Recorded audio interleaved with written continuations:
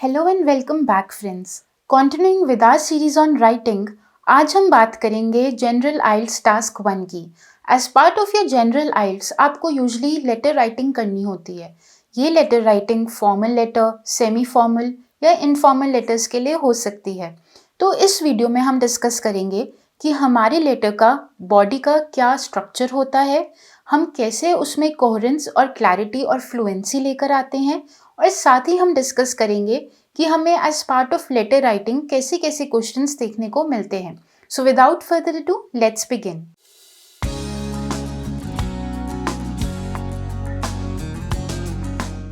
Friends, सबसे पहले तो आपने याद रखना है कि as part of your task 1 you are suppose to write only 150 words. मतलब आपका जो लेटर होगा उसकी बॉडी बहुत ही छोटी होगी। तो उस बॉडी को हम 3 पार्ट्स में डिवाइड करते हैं। सबसे पहले इंट्रोडक्शन, फिर प्रॉम्प्ट्स बेस्ड पैराग्राफ। मतलब आपको जो क्वेश्चन मिलता है लेटर का, उसमें आपको ऑलरेडी कुछ प्रॉम्प्ट्स दिए जाते हैं। उन प्रॉम्प्ट्स को फॉलो कर कर ही आपने अपने पूरे लेटर को लिखना है। अगर आपने एक भी प्रॉम्प्ट मिस कर दिया तो आपका लेटर इनकम्प्लीट माना जाएगा, तो टास्क अचीवमेंट पे क्रॉस लग जाएगा और उसके मार्क्स आपको नहीं मिलेंगे। तो सबसे पहले तो इंट्रोडक्शन, उसके बाद प्रॉम्प्ट्स बेस्ड पैराग्राफ, और फाइनली आप लेटर क्यों लिख रहे हैं, लेटर के थ्रू क्या एक्शन लेना चाहते हैं या फिर क्या चाहते हैं कि रिसीवर आपके बिहाफ पर पूरा करे, वो पर्टिकुलर एक्शन की बात हम लास्ट पैराग्राफ में करते हैं। तो लेटर लिखना is one of the easiest things under writing. एक बार अगर आप समझ जाएं कि लेटर की पूरी बॉडी का स्ट्रक्चर क्या होता है, किन रूल्स को फॉलो कर कर हमने लेटर लिखना है, तो आप 20 मिनट से कम के टाइम में भी एक अच्छा लेटर लिख सकते हैं। So let's look at what kind of questions we get as part of our letter writing. सबसे पहला जो मोस्ट कॉमन लेटर टाइप है वो है फॉर्मल लेटर। फॉर्मल लेटर का मतलब होता है कि आप किसी ऐसे इंसान को लेटर लिख रहे हैं जिसके साथ आप ज़्यादा फ्रेंडली नहीं हैं, जो आपका सिर्फ एक एक्वेंटेंस है, या फिर आप उससे एक प्रोफेशनल रिलेशनशिप शेयर करते हैं। या तो वो आपका कॉलीग है, या फिर आपके कॉलेज में आपका क्लासमेट है, या फिर आपकी टीचर, प्रोफेसर, इवन के बैंक के एम्प्लॉयज़ जो होते हैं, वो उनको भी जब आप लेटर लिखते हैं तो वो फॉर्मल लेटर में काउंट होता है। फॉर्मल लेटर की जो बॉडी होती है उस it is something like this. सबसे पहले तो आप एक इंट्रोडक्शन लिखेंगे। इंट्रोडक्शन में आपको क्लियरली मेंशन करना है कि आप क्या रिलेशनशिप शेयर करते हैं रिसीवर के साथ। हो सकता है आप उनके टेनेंट हैं, हो सकता है आप उनके स्टूडेंट हैं, या हो सकता है कि आप उनके कस्टमर हैं। इस रिलेशनशिप को आपने एम्फसाइज करना है अपनी इंट्रोडक्शन में, क्योंकि एज अ पर्सन यही आपकी इंट्रोडक्शन होगी कि आप रिसीवर के साथ क्या रिलेशनशिप शेयर करते हैं या किस कैपेसिटी में उनको एड्रेस कर रहे हैं। इस इंट्रोडक्शन के बाद जो आपकी मेन बॉडी पैराग्राफ आएगी, उसमें आप पूरे इशू को एक्सप्लेन करेंगे। उस इशू को कैसे एक्सप्लेन करना है वो ऑलरेडी आपको आपके प्रॉम्प्ट्स में प्रोवाइड किया जाता है। मतलब अपने प्रॉम्प्ट्स को जो आप रिस्पॉन्स देंगे, वो रिस्पॉन्स ही आपका मेन बॉडी पैराग्राफ है। एंड फाइनली जो आपका लास्ट पैराग्राफ होगा, उसमें आप कंक्लूजन देंगे। कंक्लूजन में आप सजेस्ट करेंगे या फिर रिक्वेस्ट करेंगे कि क्या एक्शन होना चाहिए या क्या एक्शन आप चाहते हैं कि सामने वाला रिसीवर ले। तो this is the whole paragraph body that you have to follow. अब देखते हैं कि किस तरह के क्वेश्चंस हमें मिलते हैं। तो सबसे पहले तो फॉर्मल, कोई भी ऐसा फॉर्मल लेटर हो सकता है जहाँ पर you are asked that you should write a letter asking for information. तो यहाँ पर एक क्वेश्चन है जो मॉडल फॉर्मेट क्वेश्चन है जो मैंने आपके लिए बनाया है। Let's read it. यहाँ पर इस क्वेश्चन को जब आप रीड करेंगे तो आपको बहुत सारे क्यूज मिलेंगे अपने लेटर बॉडी में लिखने के लिए। सबसे पहले तो यहाँ पर जो फर्स्ट 2 लाइन्स हैं उसमें सिचुएशन को एक्सप्लेन किया गया है। मतलब आप किस कैपेसिटी में और किस पर्पस के लिए लेटर लिख रहे हैं, ये आपके लेटर में बहुत अच्छे से एक्सप्लेन्ड होना चाहिए। तो पढ़ते हैं। You live in an English speaking country and you want to do voluntary unpaid work in a developing country। तो ये आपके लेटर का पर्पस है। Write a letter to a company। क्योंकि आप एक कंपनी को लिख रहे हैं तो this is a formal letter called cultural expeditions which organizes such trips in your letter. अब ये जो 3 पॉइंट्स आपको दिख रहे हैं, ये आपके प्रॉम्प्ट्स हैं. You have to make sure कि आप इन प्रॉम्प्ट्स को रिस्पॉन्ड करते हुए अपने लेटर की बॉडी लिख रहे हैं. अगर आपने एक भी प्रॉम्प्ट मिस कर दिया तो आपके मार्क्स कट हो जाएंगे. Explain why you want to do the voluntary work. अपने पर्पस को लिखिए कि किस सेंटिमेंट के चलते आप वॉलेंटरी वर्क करना चाहते हैं. State what your skills and experiences are. अपनी एजुकेशन और आपका जो भी वर्क एक्सपीरियंस है उसको ब्रीफली 4 लाइनों में आपने लिखना है. Indicate where you would like to volunteer and for how long. So आप देख रहे हैं कि ऑलरेडी आपके लेटर बॉडी में आपको क्या क्या लिखना है वो आपको प्रोवाइड किया हुआ है क्वेश्चन में ही. इस पूरी इंफॉर्मेशन को आपने अच्छे से अपने लेटर की बॉडी में यूज़ करना है. फाइनली जो आपका लास्ट पैराग्राफ होगा उसमें आप लिखेंगे कि आप क्या चाहते हैं. So you are asking for information. Remember, ये आपका क्वेश्चन था that you are asking for information और you are requesting that the receiver should give you some information or knowledge about where you can go and do the unpaid voluntary work. So you have to remember कि आप अपने concluding paragraph में वो चीज़ें ज़रूर लिखें जिसकी वजह से आपको पूरा लेटर राइटिंग करने के लिए कहा गया है. जब आप ये सारी चीज़ें करेंगे तो माना जाएगा कि आपने लेटर राइटिंग में टास्क अचीवमेंट किया है. And then for that you will be getting the corresponding band. इसी तरह आपको एक और बहुत कॉमन लेटर देखने को मिलता है, a formal type, where you have to make suggestions. So यहाँ पर एक सिचुएशन दी हुई है. आप एक स्टूडेंट हैं and you eat at your college cafeteria every lunch time. However, you think it needs some improvements. Write a letter to the college magazine. अब याद रखिए यहाँ पर आप किस कैपेसिटी में लेटर लिख रहे हैं. You are a student of the college and you are writing to the college magazine. So, introduction में आपने इस बात को क्लियर करना है कि आप एक स्टूडेंट हैं इसी कॉलेज के, रोज़ वहीं पे खाना खाते हैं and you think the cafeteria needs some improvements. That is why you are writing the letter. Now, these are your prompts. Explain what you like about the cafeteria. Say what is wrong. Suggest how it could be improved. जो आपका suggestion वाला paragraph है या prompt है वो आपका action वाला paragraph होगा.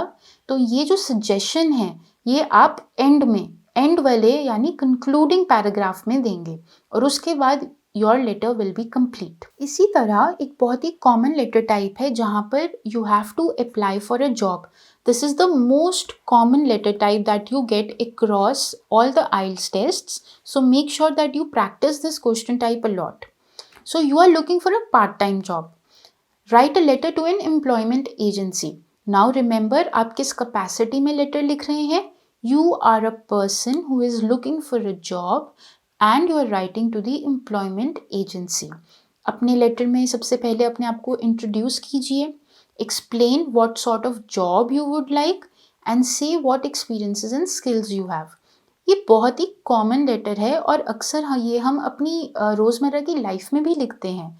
तो जब आप किसी को एम्प्लॉयमेंट ऑफ़र करने के लिए लेटर लिखते हैं तो सबसे पहले आप अपने आप को इंट्रोड्यूस करेंगे कि आपकी क्या क्वालिफ़िकेशंस हैं, उसके बाद आप किस तरह की जॉब चाहते हैं और उस जॉब के लिए आप कितने क्वालिफाइड हैं, आपकी एस्पिरेशंस क्या हैं. ये सारी चीज़ें आप इस लेटर में लिख सकते हैं. अपने क्रिएटिव राइटिंग स्किल्स को यूज़ कर कर आप इस लेटर को एक अलग फॉर्म भी दे सकते हैं. But remember that you have to follow all the prompts. इसके बाद complaining to a bank as a customer of the bank. You have received a letter from your bank asking you to acknowledge the receipt of a new bank card. ये situation है, इस situation के ऊपर ही आपने letter लिखना है. However, the card was missing from the envelope. Write a letter to the bank's head office in your letter. You must explain आप क्यों लिख रहे हैं. मतलब आपको अपनी इंट्रोडक्शन में सबसे पहले तो ये बताना है कि आप किस कैपेसिटी में लिख रहे हैं और किस पर्पस से लिख रहे हैं. उसके बाद express concern about the missing card. ये आपका सेकेंड पैराग्राफ होगा. इसमें आपको पूरी सिचुएशन एक्सप्लेन करनी है that you are waiting for the card but when you open the envelope nothing was there and you also must mention कि जब आपने एनवेलप खोला तो वो सील्ड था, मतलब बैंक की तरफ से ही आपको एक खाली एनवेलप आया है, you are sure about that. उसके बाद ask them what they intend to do, ये आपका कंक्लूडिंग पैराग्राफ होगा जिसमें you are making a call to action. Call to action का मतलब है आप इस पैराग्राफ में ये बताएंगे कि आप क्या चाहते हैं कि बैंक करे, या फिर आप बैंक से पूछ रहे हैं कि what is the next set of action that needs to be taken in order to correct the mistake. Remember again that you have to follow all the prompts. एक बात आपको और याद रखनी है कि जितने भी फॉर्मल लेटर्स होते हैं उसमें टोन का बहुत महत्व होता है। टोन का मतलब है कि आप जो बात लिख रहे हैं अपने लेटर में वो न्यूट्रल टोन होनी चाहिए, फॉर्मल टोन होनी चाहिए, प्रोफेशनल होनी चाहिए। आप कोई भी स्लैंग यूज़ नहीं कर सकते, या आप कोई ऐसी लैंग्वेज यूज़ नहीं कर सकते जो हम अपनी फैमिली, फ्रेंड्स या सिबलिंग्स के साथ यूज़ करते हैं, वो सब हम इनफॉर्मल लेटर में कर सकते हैं। So these are the type of questions that you generally get as part of your formal letter writing. अब देखते हैं कि इनफॉर्मल में हमें कैसे क्वेश्चंस मिलते हैं। So the most common informal letter type is to invite a friend to a party. So, this is the question that you have. You are studying English at a private language school attended by many international students. You are planning a surprise birthday party for a friend who has been feeling particularly sad and homesick. Write to another classmate. यहाँ पर जब आप introduction देंगे तो आपकी capacity एक classmate और एक फ्रेंड की है, कंसर्न्ड फ्रेंड की है। तो यहाँ पर आपकी जो टोन है वो भी फ्रेंडली होनी चाहिए, एफेबल होनी चाहिए। एफेबल का मतलब कि as a person you should come across as approachable, मतलब आपसे कोई भी आके बात कर सकता है। So this is what you have to follow as part of your introduction. जब आप इनफॉर्मल लेटर्स लिखते हैं तो हर इंट्रोडक्शन में आप एक कॉमन इंट्रोडक्टरी लाइन को यूज़ कर सकते हैं। For example, I hope this letter finds you in the best of spirit, और I hope this letter finds you in good health. तो so this is a common line that you can use across your letter writing. तो यहाँ पर हमने अपना question पढ़ लिया। ये जो क्वेश्चन है अगर आप इसको ध्यान से पढ़ेंगे तो इसमें एक छोटी सी स्टोरी दी हुई है कि आप इंग्लिश पढ़ रहे हैं एक प्राइवेट लैंग्वेज स्कूल में जहाँ पर और भी बहुत इंटरनेशनल स्टूडेंट्स आते हैं, आप एक बर्थडे पार्टी प्लान कर रहे हैं। तो ये जो पूरी स्टोरी है इसको आप शॉर्ट में, समरी में, मतलब 2 या 3 लाइन में अपने मेन बॉडी पैराग्राफ में ज़रूर लिखें। ये ज़रूरी है क्योंकि इसी से आपके पूरे लेटर का कॉन्टेक्स्ट जो है वो सेट होगा और जो एग्जामिनर है वो समझ पाएगा कि आखिर जो लेटर राइटर है वो ये लेटर क्यों लिख रहा है। सो अब अपने प्रॉम्प्ट्स को पढ़ते हैं। Invite your friends to the party. अपने लेटर में ये भी लिखिए कि आप ये पार्टी क्यों दे रहे हैं। जैसा कि मैंने बताया कि मेक श्योर कि आप इस स्टोरी को अपने लेटर में ज़रूर मेंशन करें। उसके बाद give the date and time of the party and suggest what the classmate could bring to the party. तो यहाँ पर जो आपका सजेशन है वो सटल होना चाहिए, फ्रेंडली होना चाहिए। आप सजेस्ट कर रहे हैं या फिर रिक्वेस्ट कर रहे हैं, आप ऑर्डर नहीं कर सकते कि तुमको ये लाना ही लाना है पार्टी में। यहाँ पर आपको अपनी टोन का ध्यान रखना है। And again this is a call to action, मतलब ये आपका कंक्लूडिंग पैराग्राफ होगा। आइए एक और टॉपिक पढ़ते हैं। So the next topic at hand is also an informal letter. इस लेटर को पढ़ते हैं। Advising a friend about a holiday. You are advising as a friend to a friend about a holiday. An English speaking friend wants to spend a 2-week holiday in your region. अब यहाँ पर एक चीज़ को समझने की कोशिश कीजिए। कोई फॉरेन लैंड से आपके विलेज में या फिर आपके टाउन में आ रहा है 2 वीक्स की हॉलीडे सेलिब्रेट करने। इसका मतलब he will not be aware about the surroundings of your town. तो इस लेटर के माध्यम से आपने अपने दोस्त की हेल्प करनी है ताकि जब वो यहाँ पर छुट्टी मनाने आए तो उसे किसी भी तरह की दिक्कत ना हो। He has asked for your written advice, seeking information and advice. Write a letter to your friend. अपने लेटर में लिखिए that you will help him to find a place to stay and give advice about what he should be doing and give information about what clothes to bring. तो सबसे पहले तो आप खुद decide करेंगे कि आप किस टाउन का सजेशन देना चाहते हैं। फॉर एग्ज़ाम्पल आपने सजेशन दिया कि that your friend should visit the city of Delhi. तो दिल्ली में वो कहाँ पे रुक सकता है ये आप उसको ढूँढ कर देंगे। But remember that you have to offer. You do not have to, say that I will be doing this for you. No, you have to politely make the offer to your friend that you will find a place for him to stay. He need not worry about stay arrangements or accommodation. उसके बाद आप उसे advice देंगे कि वो दिल्ली में क्या क्या कर सकता है। सो ऑब्वियसली दिल्ली में करने के लिए बहुत कुछ है। There are so many historical monuments that he can visit. There are so many museums that he can visit. There are beautiful gardens there that he can visit. तो ये सारी चीज़ें आप अपनी लेटर की बॉडी में लिख सकते हैं। साथ ही आपको ये भी लिखना चाहिए कि दिल्ली में बहुत ज़्यादा पोल्यूशन होता है, यहाँ या फिर वहाँ पे बहुत ट्रैफिक होता है, या फिर वहाँ पे बहुत ज़्यादा बेगर्स हैं जो आपके पीछे पड़ जाते हैं। As a foreigner coming in a foreign city, आपके दोस्त को ये सारी चीज़ें पता होनी चाहिए। तो you should mention all these things in your letter. And finally, give information about what clothes he can bring. For example, अगर आपका friend दिसंबर या जैन में आ रहा है, then you should say that he should bring a lot of winter clothes. वहीं पर अगर आपका friend peak summers में आ रहा है, so you have to suggest to him that he should bring an umbrella with him because it's very important to protect himself from the sun. So these are the things that you must mention as part of your letter. Now remember, जो आपकी letter writing है, informal letter writing या फिर formal letter writing, the situations belong to your everyday life. तो as an individual using common sense आप अपनी daily life में क्या क्या करेंगे इन particular situations में, वो सारी चीज़ें आप अपने letter में लिख सकते हैं। And remember, in the end we have to make a call to action. तो यहाँ पर call to action क्या हो सकती है? That this is my number or this is the address of my uncle who lives in Delhi. If you feel any problems at all, then you can simply visit him or call him up. So this is a kind of call to action that you can give in a question like this. आइए एक और question पढ़ते हैं. So here we have a question that involves asking or requesting for help. Your parents will be celebrating their 40th anniversary next month. You are planning a big celebration, but you are not sure how to make the occasion really memorable.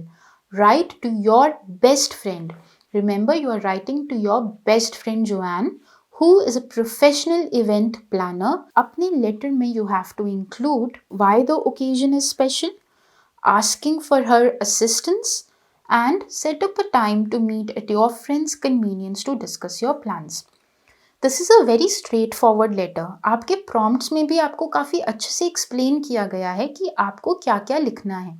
Now remember, जब आपको 3 prompts दिए हुए हैं तो आप 3 अलग paragraphs बना सकते हैं। इट डजेंट मैटर कि आपका पैराग्राफ 1 लाइन का है या 2 लाइन्स का है या 4 लाइन्स का है। जब आप पैराग्राफ्स में अपने पूरे लेटर को लिखते हैं तो वो बहुत ही क्लियर और फ्लुएंट हो जाता है रीडर के लिए। और रिमेंबर, आपको कोहेरेंस एंड क्लैरिटी के अलग से मार्क्स मिलते हैं। So with this, I conclude this video. In the next video, we will study an actual letter and try to learn कि letter writing करते समय हमें किन बातों का ध्यान रखना होता है। So till then, stay blessed and I will see you soon.